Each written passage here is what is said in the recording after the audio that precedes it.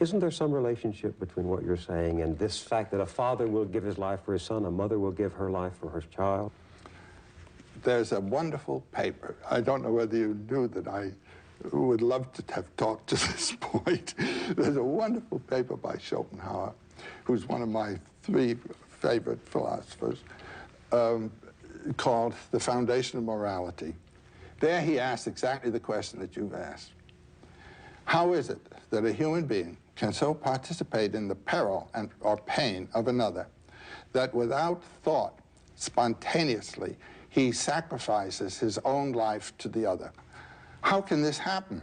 That what we normally think of as the first law of nature, namely self-preservation, is suddenly dissolved and there's a breakthrough. In Hawaii, some 4 or 5 years ago, there was an extraordinary adventure that represents this problem. There's a place there called the Pali, where the winds from the north, the trade winds from the north, come breaking through a great ridge of rocks and of mountain, and they come through with a great blast of wind. And people like to go up there to get their hair blown around and so forth, or to commit suicide, you know, like jumping off the Golden Gate Bridge. Well, the police car was on its way up the early little road that used to go up there, and they saw just beyond the railing that keeps cars from rolling over, a young man actually clearly about to jump and prepare himself to jump. Police car stopped. The policeman on the right jumps out to grab the boy and grabs him just as he jumped and was himself being pulled over and would have gone over if the second cop hadn't gotten around, grabbed him, and pulled the 2 of them back.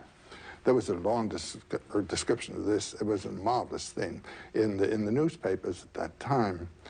And the policeman was asked, why didn't you let go? I mean, you would have lost your life. And you see what happened to that man. This is what's known as one-pointed meditation. Everything else in his life dropped off. His duty to his family, his duty to his job, his duty to his own career, all of his wishes and hopes for life just disappeared, and he was about to go. And his answer was, I couldn't let go. If I had, and I'm quoting almost word for word, if I'd let that young man go, I could not have lived another day of my life. How come? Schopenhauer's answer is, this is the breakthrough of a metaphysical realization that you and the other are one, and that the separateness is only an effect of the temporal forms of sensibility of time and space. And our true reality is in that unity with all life.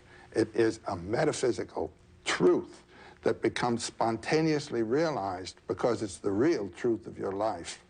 Now, you might say the hero is the one who has given his physical life, you might say, to some order of realization of that truth. It may appear that I'm one with my tribe, or I'm one with people of a certain kind, or I'm one with life. This is not a concept. This is a realization. Do you see what I mean? No, explain it. And the concepts of love your neighbor and all are to put you in tune with that fact. But whether you love your neighbor or not, bing, the thing grabs you and you do this thing. You don't even know who it is. That policeman didn't know who that young man was. And Schopenhauer says, in small ways, you can see this happening every day, all the time. This is a theme that can be seen moving life in the world. People doing nice things for each other.